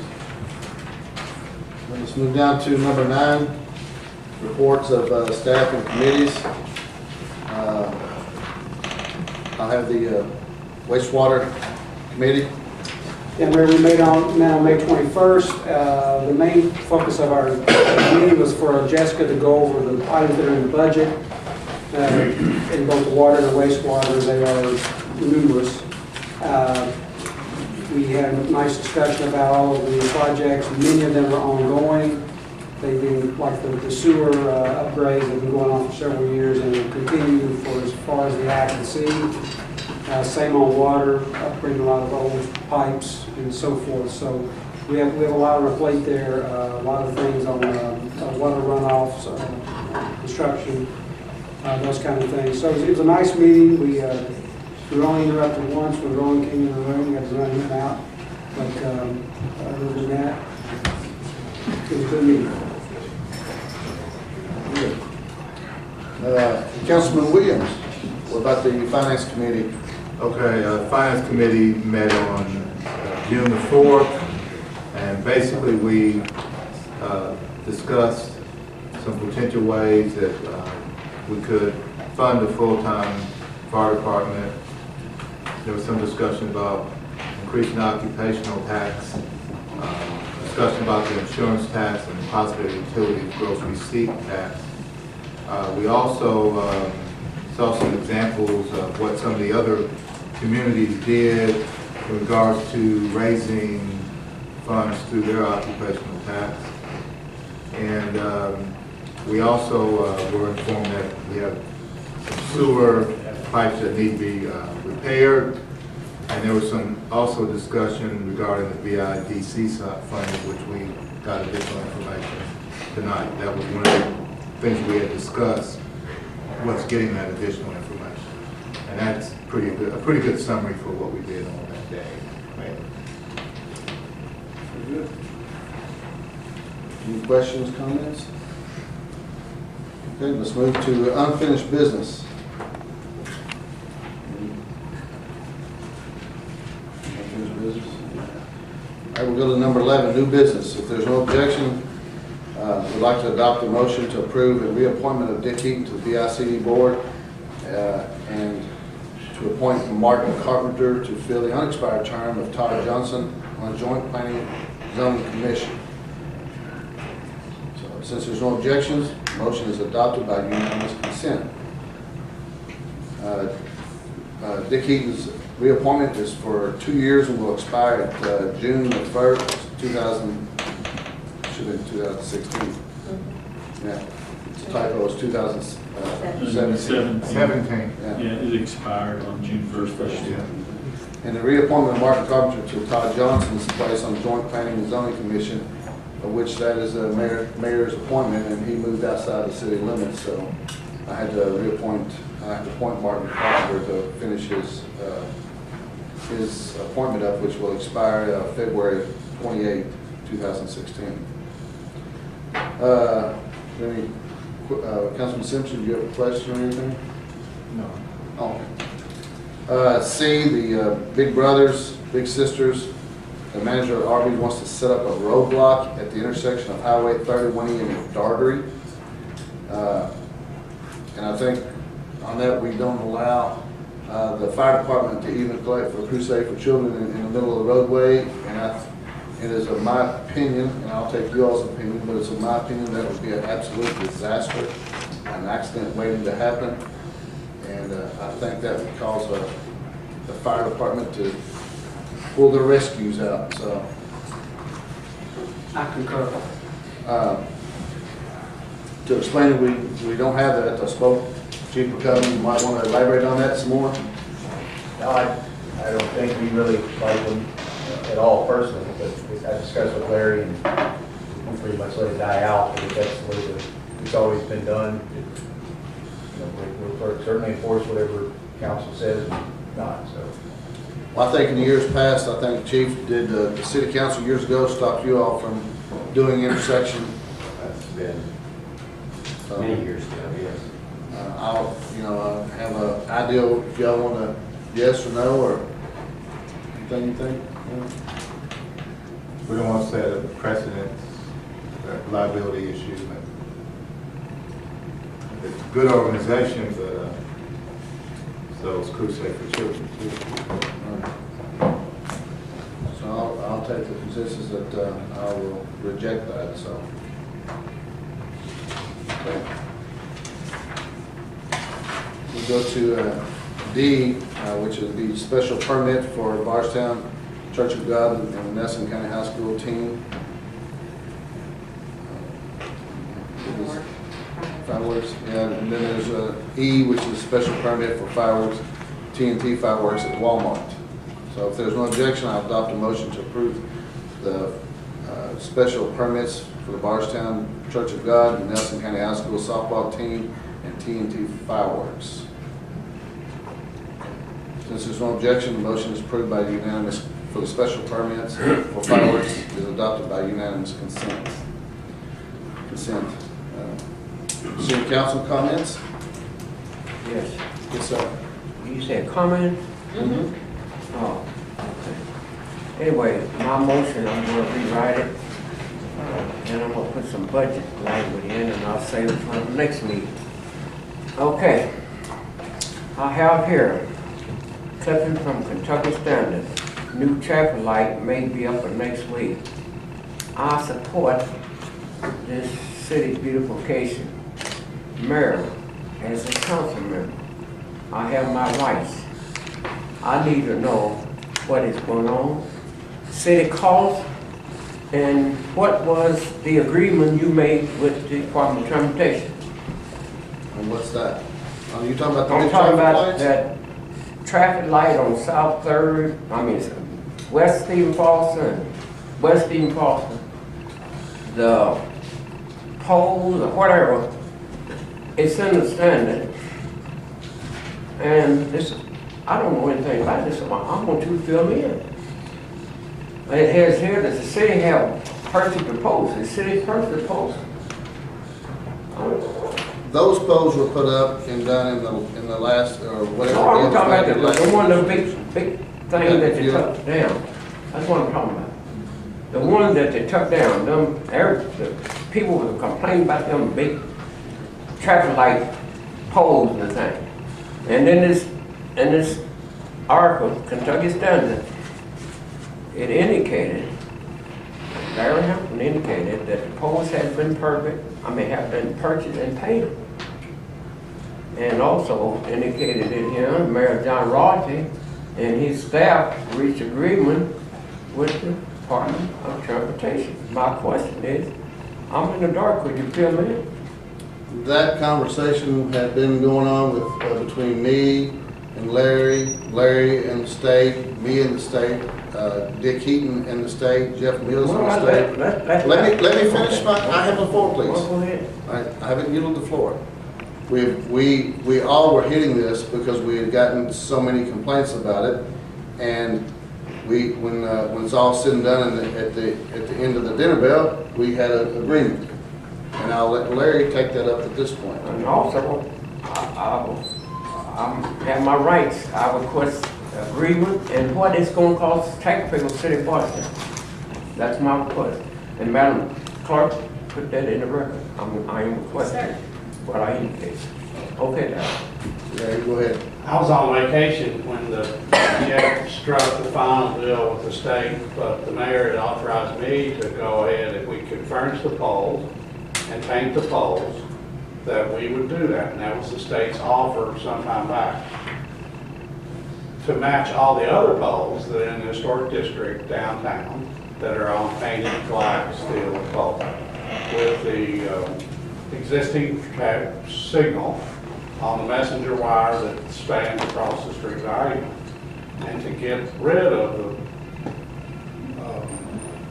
what I would call monstrosities that were there in the middle of a handicap ramp. So we did, and it's my understanding that we painted them. I'm not sure, I thought once Jeff told me that they purchased the pole, but we may have purchased the pole, we got them pretty quick. They're painted and they're on our yard. We're waiting for instructions for the state. They are to rewire to accommodate our change. The pastor of the church over here had not approved that, and eventually they met. At our invitation, he agreed to the change to move the pole off his yard. There hadn't been any permission asked or received. And we've relocated to new places that you all can see the foundations poured where those poles are going to go up. We're waiting for the state to tell us that they can go up. And then it's my expectation that either the state or Bardstown Electric Group can erect the poles, and then the state's contractor will finish the job. I'm not, when you tell him answer my question, what did it cost City? I'll have to get that for you. I mean, don't know off the top of my head what we spent. the city is taking a commitment and they don't know what it's gonna cost? I mean, anyways, what line item is it gonna come out of? Because if it's, I don't care if it's $500, $600, if it's not allocated in the budget, the council had to prove it.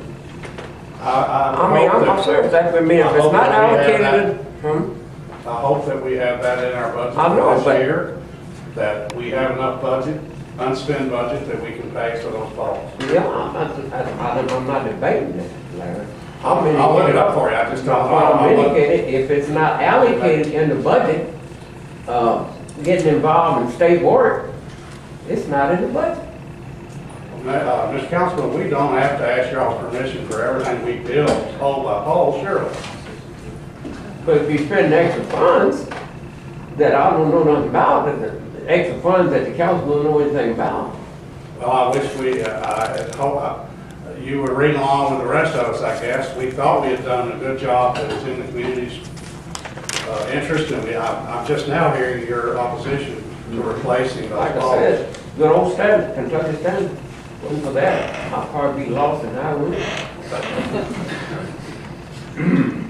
Well, those negotiations were, and former Mayor Dick Eaton was involved in that, and that was an issue that had to be taken care of. If I remember correctly, the only thing that we had to do was to paint them. Now, if the city is out that much money, maybe I could have called you to paint those poles and donated some time or something. Could have saved the city money that way. Better conflict. So anyway, they're done, they're gonna be put up, and as much bad publicity that we had over it and static that we got over it, it had to be changed. But still, I will request from you, Mayor, and the finance officer, how much it's gonna cost. Once it's completed, We'll get that number. once for you. it's I just don't completed, know. I am didn't hear when they were requesting purchased. I don't- how much I don't know the it's details. gonna cost. That's all I'm asking. I will get that to you. Okay, God bless. Francis is here to visit the city. Please. As soon as he visits the city. Okay. No problem. Mayor, if I could ask you a question. Uh-huh. Okay. I noticed when I went past that same area, it appeared to me that the sidewalk on the north side of that intersection on the St. Joe side was all cracked up. Am I correct? So I'm going to assume that the State Department's going to repair that because they're the ones, why wouldn't it? It's been like that for Oh, a they number didn't of do years. that? No, that Oh. handicap ramp has been broken for a long time. And the state's looked at it a couple of times, we've looked at it a couple of times. There's actually, I believe it's an AT&T box in the middle of the sidewalk, and the actual vault under the pavement is huge. It's like a 12 by 12 vault under the asphalt. So it simply can't be just forward and made to comply. So it keeps being put to the end to see how we are really going to handle that, because there's no way to record and be compliant. So the state went through a couple of years ago and fixed it. We did a few handicap ramps along Stephen Foster, kind of as you go out toward Maple Hill. I don't know if you know some of those that were done in the last couple of years. They've actually kind of done a few more up on North 3rd, but that's kind of been one everybody's been holding their breath about, because there's no real way to fix it with the way that the physical constraints are there. Maybe we have to patch it up or do something, but The state ducted, as she Yeah, says, they it'd be ducted. awful nice if AT&T would fix the thing right. But the state didn't know how to do it without interfering with that utility. And it just simply isn't compliant with the ADA or code that preceded that. And we sure would wish the AT&T people would come and look at it and fix it for us. yeah, that would be nice. And a concern I brought to your attention, I guess was at the last meeting regarding the sign on New Haven Road and the residents turning off at Elmcrest Drive. I noticed the other day, or maybe it was today, they were actually moving that, they actually moved it further in, so it's no longer an obstruction, and it's not in the line of sight for people that are turning on New Haven Road. So.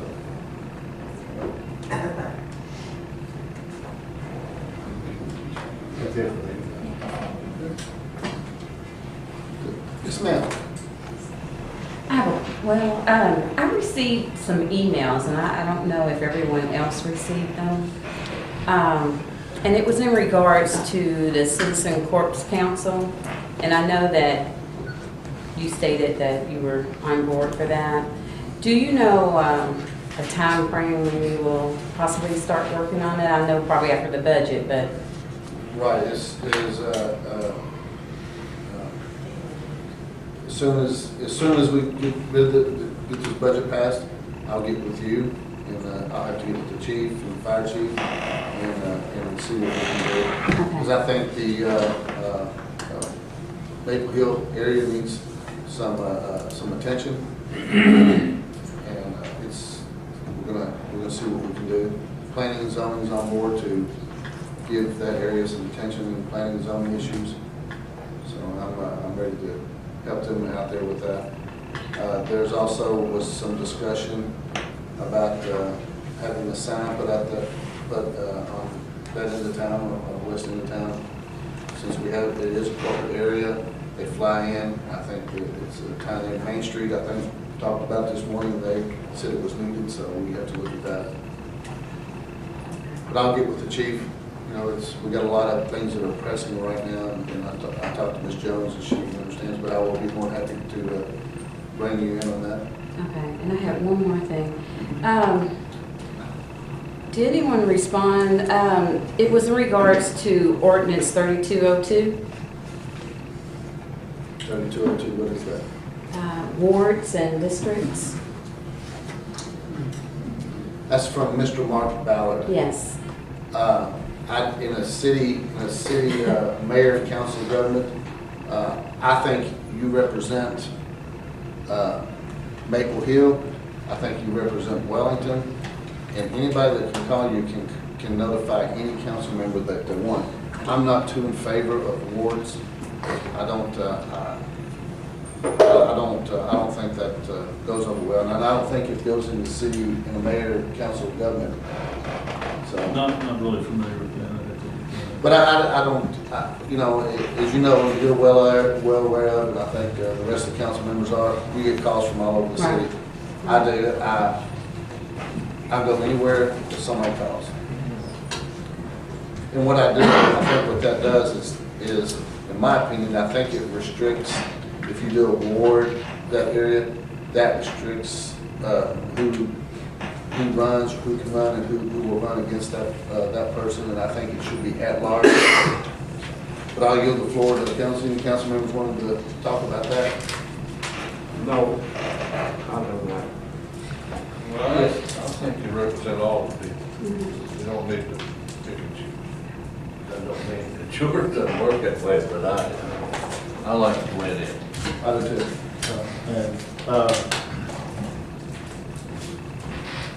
I'll comment to that, but I have something else I need to mention. I responded to his email, and I told him that it's budget time, and I'd have to get back to him, basically what I said.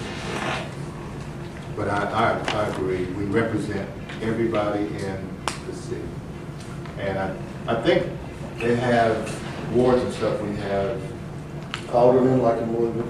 well, when you have to represent a political party, we're not partisan, so that may be our exemption. But I'll leave it to our attorney to find out that. That's something like the county, you have certain districts that you represent? Right.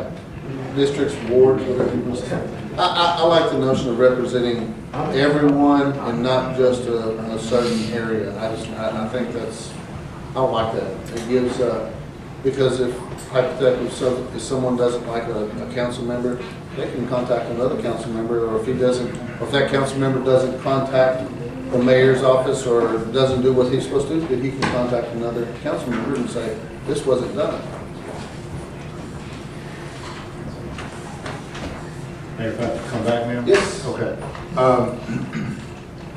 Councilman Copeland brought a concern to the rec department, excuse me, regarding the hours of operation, and she was of the opinion that the rec department wasn't open late enough. So there was a meeting, and as a result of that meeting with the mayor today, he has agreed to extend the hours of the rec department starting Monday, and it'll be from 9 a.m. to 8 p.m., but we're going to try for a 30-day trial to see if the times that we're open are really relevant. So just wanted to make that announcement. We're talking about the gym. We're gonna see how that works and make sure that there's, that no problems come up, make sure everything goes very well, and give these kids something to do. And Donna Pass was going to shift around some part-time workers' time so that there's no overtime issues or whatever. In her budget, and it will not have any budget impact. And let me stress that the same rules apply after 5 as they do from 9 to 5. The same rules apply. So, Does that mean the pool too? Talking about the gym. the gym, she already has night classes sometimes already set up. She already does that. So this is just the gymnasium.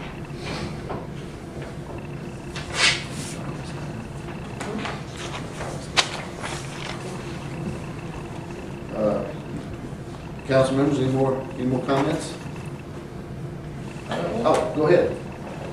I think we ought to commend the street workers and the water department. If anybody hasn't been over to see what they're doing over on Second Street, they're doing one marvelous job, and I'm proud of what they've done. And they're really, literally put in new water line, plus they're gonna build a street.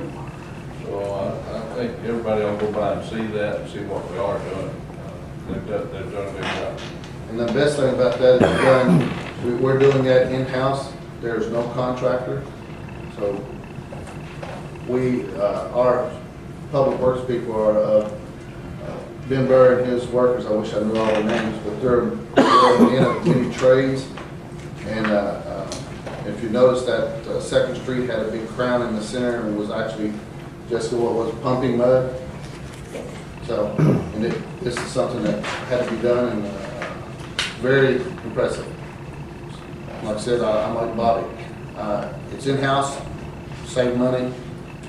It's impressive. Larry, anything? Not just to reiterate what you said, it's built as well as I've seen roads around my life, and the base that they put in, the rock is expert, they were very well done. It will last years. I would Yeah.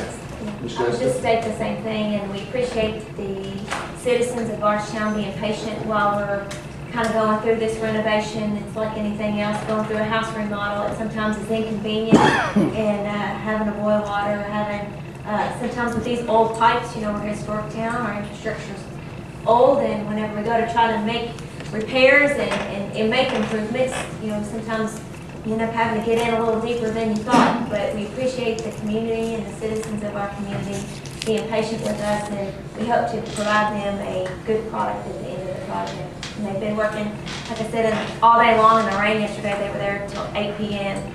and there were downpours, the whole 9 yards. And they've been working really well. We've got some really talented and skilled people working for us, and I don't think they get the credit they deserve all the time, but I'd like to reiterate that they are doing an excellent job, and again, thank you to the community for their patience. One of the things I forgot to say is that we run into things that we didn't know were there. There's no plans on some of the things we run into that predate me as long as that is. There's pipes that are older than me that we find that never have been planned. So that took some extra hours. They were planning on getting yesterday about 5, and they worked up dark, and then they had to replace the hydrant today on that corner, and there was another, the curb and gutter, or same tore off pipe that we didn't know existed. So anyhow, people wonder why we don't, or why we can't predict. We just can't predict it once you start. So anyhow, they worked in the rain, and they got it done about dark. We flushed the air out line and everything today. It's fine, and they're continuing on. In about 2 or 3 days, they'll have all the hard stuff done, the concrete poured, the sidewalks repaired, new curbs put in. We're going on and finish everything we've touched and try to get it right. So, And how far back are you going to mill that street? well, we're going into if you go up toward let's say Brashear, we're going throughout the intersection so as to take that hump out of the middle of that intersection also. So we're going about 10 feet each way in 3 different directions where we tie in to blend it in. And the other end, I'm unsure, I don't think it'll go across Broadway, but out to the main where we started and fix what we tore up. I think we are going to be going across Broadway as well, again, to try to smooth it out, but we won't be going very far, beyond Second, or beyond Broadway and Second. Just enough to tie back in. So, the curb at the church is bad, there's certain sections we're going on to fix while we're there. And, like I say, everything that comes in within the project scope should be in good shape. And the best thing about it is you got a new fire hydrant over there, guys, so that's good. I know they like fire hydrants. Tracy? I just want to thank the council members that stopped by and asked questions about the budget. I know it was always open, so I appreciate taking the time and speaking. I'll take a check if she comes around. It's all good. Rich? Not a thing. Chief Howard? I know you covered a lot of ground tonight, but there are a couple of important issues that I wanted to just touch on again before we leave here tonight.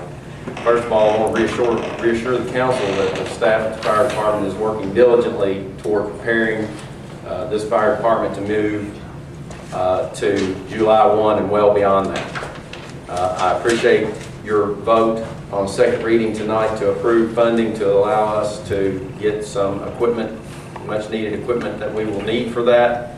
We'll be very busy the rest of the week acquiring that equipment and getting it ready for service. The second thing that I will also assure you is that the corporation is also working diligently toward sustaining their own needs. They have negotiated contracts with for buildings for their equipment. They are setting their officers, so they are moving forward as well. I have worked with their new chief, Mr. J.T. Bass. Highly respect him. He's a knowledgeable man, and we're working together on many different aspects, but I just want to assure you that he and I both have agreed that it is time for us to drop what has looking in the past and pick up the ball, what we need to do and move forward. I'll move from that, as Councilman Hagan so eloquently put it, this as a different subject. I appreciate you approving on first reading a budget that includes personnel for the city of Bardstown Fire Department. And with the discussion that took place here tonight, it is apparent that there are still some questions in that. And I want to reassure you that I will make time available that meets your schedule, and I will be at your call to explain to you any questions that you may have or concerns on that, separate from the issue of the separation of the two departments, the importance of that to the city of Bardstown and its residents. So I just, anytime, if you don't have my cell phone number, I'll stay after. I think most every one of you do, but I would welcome the opportunity to sit down and talk with you before the next reading. Thank you, Mayor. Okay, we're going to move to item 13, which is cemetery deeds. And if there's no objections, I'll adopt a motion to approve the cemetery deeds for Larry and Catherine Davis and James Robert Murray. Since there's no objections, the motion to approve the cemetery deeds is adopted by unanimous consent. Number 14, any announcements? Only thing is, remember in July, Kim and Frank Brown Wilson will be here for a working session. So number 15, if there's no objection. You have a safety committee meeting Thursday? Yeah, Thursday at 5 o'clock. Thanks for reminding me about that. Anything else? motion to adjourn. If there's no problem, I will adopt a motion to adjourn. Since there's no objections, the motion is adopted and we are adjourned.